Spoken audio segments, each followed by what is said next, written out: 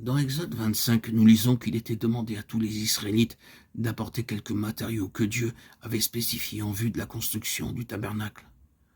Les femmes ont eu également une part importante dans cette construction. Hommes et femmes ont été affectueusement conviés à participer à la construction du tabernacle. Tout ministère et toute contribution ont été également importantes et nécessaires.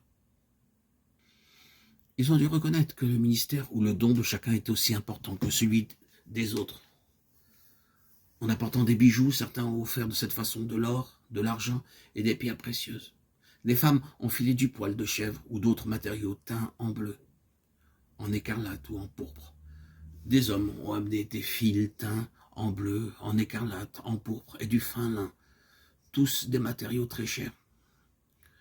L'or symbolise la divinité du Seigneur Jésus-Christ. Le bleu nous parle de sa nature céleste, le pourpre de sa royauté, l'écarlate de son sang expiatoire et le fin lin de sa justice.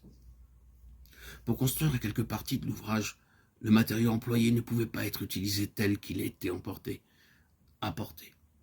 Chaque femme, riche ou pauvre, avait le privilège de filer quelque chose pour le tabernacle. Cela ne requérait ni éducation ni diplôme. Dieu ici nous montre un mystère, à savoir que le ministère des femmes a autant de valeur que l'or et les pierres précieuses apportées par les hommes. À cause de leur service diligent, sage, dévoué et affectueux, qui consistait à filer, l'œuvre s'est poursuivie sans encombre.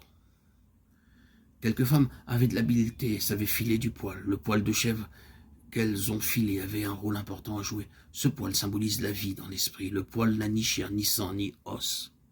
C'est pourquoi il représente la vie dans l'esprit. Le poil de chèvre utilisé pour recouvrir le tabernacle nous enseigne que c'est par la vie dans l'esprit que nous pouvons prendre notre part dans l'édification de la maison de Dieu.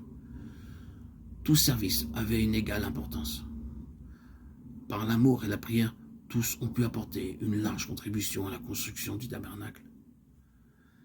Un certain nombre de femmes apportèrent des miroirs en airain qui eurent leur importance dans l'érection du tabernacle. L'autel était recouvert d'airain. La cuve était également d'airain. L'airain parle du jugement. Le Seigneur Jésus-Christ a porté lui-même notre jugement, notre condamnation, notre châtiment. Les matières n'étaient pas utilisées en raison de leur valeur matérielle, mais de leur importance spirituelle, qu'elles fussent du bois d'acacia ou de l'or. Elles avaient toutes deux la même valeur spirituelle. Personne ne pouvait revendiquer quelques avantages plus importants pour avoir donné de l'or. Toute matière, or, argent, airain ou aromate, avait la même valeur. L'autel et la cuve d'airain avaient toutes deux une fonction très importante dans le tabernacle. L'autel évoque la vie et la mort du Seigneur Jésus-Christ, la façon dont il est venu dans le monde en tant qu'homme et le fait qu'il a porté lui-même notre jugement. Au jour d'autrefois, les femmes employaient l'airain pour en faire des miroirs. On polissait les assiettes d'airain, on les faisait briller comme des glaces. Le miroir symbolise la vanité. Nous ne cessons de nous regarder dans la glace et nous sommes fiers de nous-mêmes. Mais ces miroirs devenaient très utiles lorsqu'on les livrait au service du tabernacle.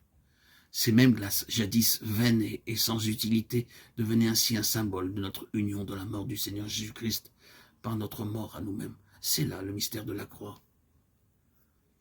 J'ai été crucifié avec Christ, et si je vis, ce n'est plus moi qui vis, c'est Christ qui vit en moi.